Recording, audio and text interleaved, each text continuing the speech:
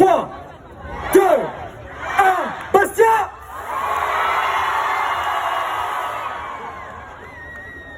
Ils sont très très chauds et on continue et on enchaîne bien sûr ce soir sur la scène de la Énergie Corsica Party.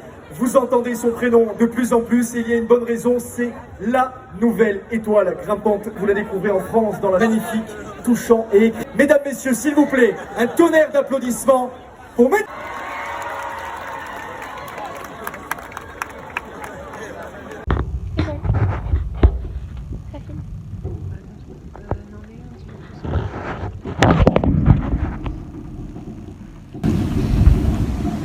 Coucou.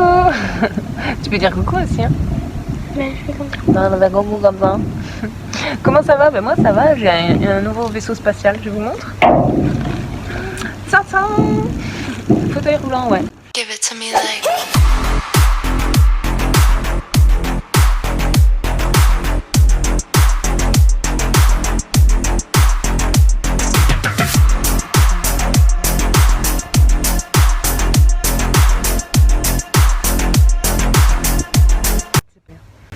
Bonjour. Moi maintenant je fais le fauteuil. Tu fais le fauteuil. Bon, je te prête mon fauteuil alors. Mais tu me le ramènes, hein? Ouais. C'est vrai que c'est plus drôle un fauteuil où on a les pieds, tu sais. Surtout pour sortir de là. Non, c'est bon, vas-y, t'inquiète, il va se pousser le chat. Alors, bonjour, je vais prendre une béquille quand même. En fait, c'est pas une entorse que j'ai. Fracture. Ouais, c'est un petit peu comme une fracture en fait, je crois. Mais je crois que c'est un arrachement osseux en fait. Donc, je suis tout arraché moi. Voilà. Un arrachement osseux, déchirement, je sais plus. Mais bon, voilà. C'est l'os. Osseux, c'est l'os, voilà. Et arrachement, bah, c'est arraché. Et donc, ils auraient dû me plâtrer en fait. Parce que moi, tu m'en plâtres pas, tu vois. Donc finalement je suis allée voir le médecin qui a pu voir mon dossier médical qui était resté aux urgences en fait. Et donc le diagnostic était posé et ils vont me filer une botte en fait. Une botte, je crois que c'est comme un plâtre. Et j'ai droit à des piqûres dans le ventre pendant 18 jours. Pendant 18 jours t'as le plâtre. Voilà, c'est comme si pendant 18 jours j'ai été immobilisée dans le plâtre. Pour éviter les phlébites.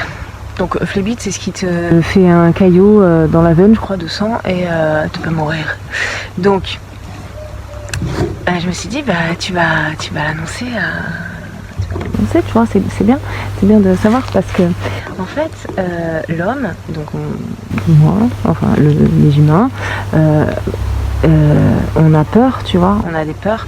Et donc, pour dépasser les peurs, en fait, tu as plusieurs façons de les dépasser.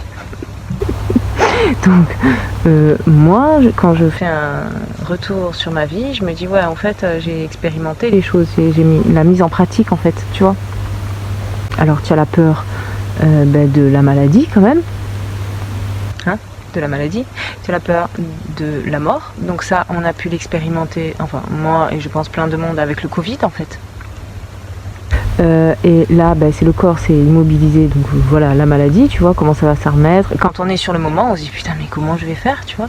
Mais en fait, il faut aller plus loin, il faut se dire que de toute façon, je vais bien finir par m'en remettre, tu vois. Le corps, il travaille à ça chaque jour, chaque cellule travaille à ta guérison tout le temps, à la restauration de ton corps, tu vois.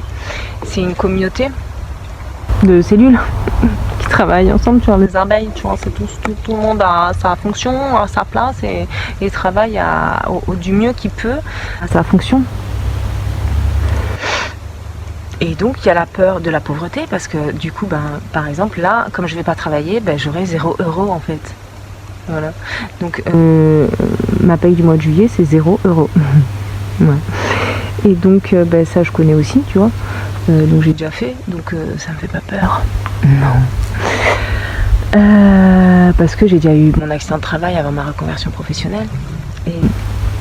Et avec cet accident de travail, pendant 3 mois, je n'ai pas eu d'indemnité journalière de la CPM. J'ai même eu un avis d'expulsion. J'ai dû aller me justifier auprès du tribunal, tu vois, pour pas qu'il m'expulse. Et fournir un dossier béton. Je n'avais pas d'avocat, alors que l'office HLM d'Ajaccio, Logirem, en avait un, tu vois, pour m'expulser. Donc bien sûr, ils ont perdu, tu vois, et j'ai gagné. Oui, mais parce que on n'est pas là pour pour être malade, pour être pauvre. Donc en fait, à chaque fois que tu expérimentes ça, eh ben, tu surmontes tout ça. Et tu vois, et tu comprends que la vie est à ton soutien. Voilà. Alors il y a aussi la peur de l'amour, parce que tu vois, à ma dernière vidéo, je disais un petit peu ça, tu vois, je disais mais comment c'est possible, les parents des enfants que je garde, que j'aime, ben, ils s'en battent les couilles de moi, quoi, en fait, ils s'en foutent de savoir après ma santé, après mon moral, et qui a pas ce soutien, en fait, ou cette relation que moi je... En fait, c'est la peur de la perte d'amour, en fait, tu vois. Donc par exemple, si tu es en couple depuis des années, par exemple, moi, mes parents, ils sont en couple depuis 40 ans, et là, ils sont sur le point de demander le divorce, tu vois. Mais moi, je rigole, moi, parce que c'est drôle la vie quand même, tu vois. Et puis c'est bien. Ah non, mais c'est pas drôle. Il y en a qui rigolent pas, tu vois. Et mes parents rigolent pas non plus, tu vois. Et c'est vrai, c'est triste, tragique, tu vois. Et on peut s'accabler. Mais je pense que c'est là où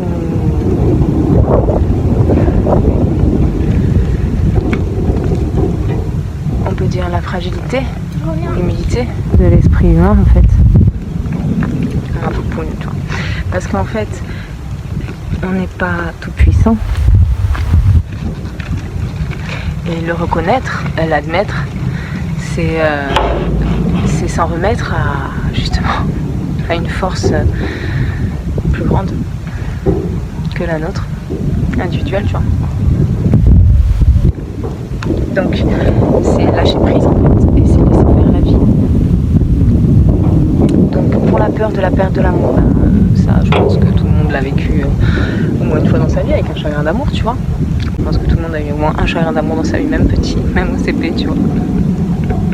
Quand ton petit chéri, il a pris sa veste et au lieu de la mettre sur ta veste, sur le porte-manteau, il l'a mis à côté. Là, t'étais trop triste, tu t'es dit, mais putain, mais il m'aime plus, mon amoureux de... Donc voilà, après il y a la peur donc, de la pauvreté, bon bah c'est bon, la peur de la maladie, ah oui il y a la peur de la vieillesse aussi. Et tu vois, je me faisais ce constat dans le miroir ce matin, je commençais à avoir des petits traits, tu sais. Moi j'ai toujours trouvé ça trop beau, même chez ma mère, ou ça là, tu sais, le truc qui bloblote. Moi j'adore, je trouve ça trop mignon. Et tu vois, j'ai bossé avec les personnes âgées, mais j'adorais ça, ça me plaît, tu vois, ça me plaît. Et c'est comme les bébés quand tu sens le bois les joues, tu vois. Je trouve c'est beau, donc si tu veux, c'est pas quelque chose... qui me rend triste, enfin qui m'accable ou quoi, la vieillesse. Mais en même temps, je me suis quand même dit, bah parce que là par exemple, je sais que l'épreuve en fait que je vis, c'est même pas une épreuve, c'est juste que dans la vie, on a des moments hauts et des moments bas, tu vois. Des moments d'action et des moments de repos en fait.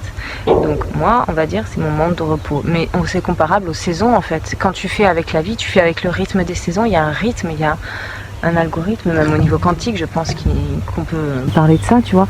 Et si tu fais avec ce rythme qui est le tien, qui t'appartient, qui est le rythme de la vie, tu vois, et que tu fais pas à contre-courant, bah, ça sera beaucoup plus facile pour toi.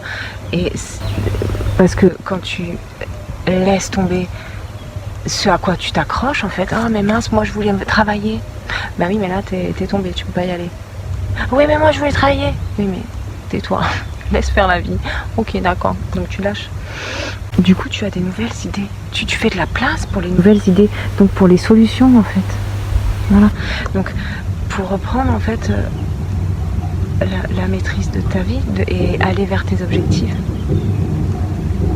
Donc mon expérience m'a amené à, quand je me suis pété la gueule en 2014 dans mon travail, c'était très difficile parce que c'était comme une dépression en fait. Et alors je me rappelle, j'avais fait un bilan de compétences, donc tout de suite ça a été pris en charge, reconnaissance handicap. Et j'ai été pris en charge par l'AFPA, je sais pas, qui te proposait en fait dans ces cas-là un bilan de compétences. Et mon bilan de compétences que j'ai fait nickel, eh ben, il m'a amené exactement à la profession que j'étais en train d'exercer. Il me dit bon alors, d'après tous les calculs et d'après tous les questionnaires et votre caractère et votre niveau de compétence, vous êtes faite pour faire ce métier. Ben, je dis bah oui mais c'est bien ce métier que je fais quoi. Donc Donc il a fallu que moi-même, ou que je trouve en moi la solution. Et c'est pas quelque chose d'extérieur qui va m'amener la solution. Non. Donc c'est là où le robot n'existe plus en fait. Ces expériences-là sont des expériences bénies en fait. Parce que tu vas devoir toi te sortir d'une situation où tu ne vois pas d'issue. Ça va faire appel à cette part en toi d'instinct ou de petite voix intérieure ou de plus grand que toi, tu vois. Tu vas te laisser guider en fait. Mais pas par la société, le système, et pas par la vie que tu as eue jusqu'à maintenant, par un nouveau souffle, une nouvelle voie, une nouvelle direction. La voie, c'est aussi la direction, tu vois. Donc je sais que je m'apprête à faire autre chose en fait. Et j'ai pas peur de quitter ou de perdre. Parce que je sais que quand on quitte ou quand on perd, tu vois, c'est la peur de la mort, ça aussi, tu vois, la peur de la mort. Mais la mort t'amène à un renouveau, à une renaissance. Donc à quelque chose un nouveau potentiel. Et ça, c'est cool. Parce que tu vas t'émerveiller sur quelque chose de neuf.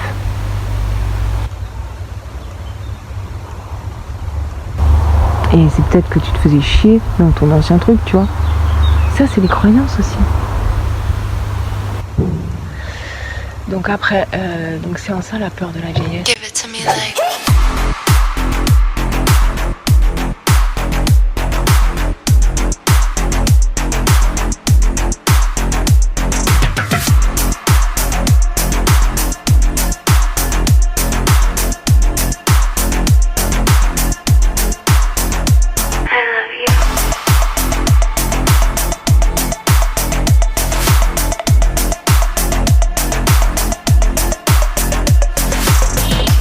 Bon allez, je vous fais un gros bisou.